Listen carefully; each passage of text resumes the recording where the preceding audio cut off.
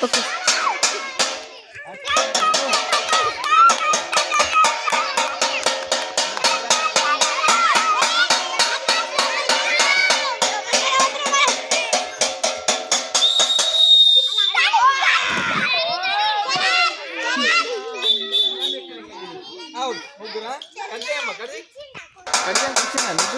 వచ్చింది సార్ ఎట్లా కట్ చేసి ఇగో ఇది వచ్చేసింది సార్ మళ్ళీ వచ్చినా ఆ నుంచి స్టార్ట్ చేయి మళ్ళీ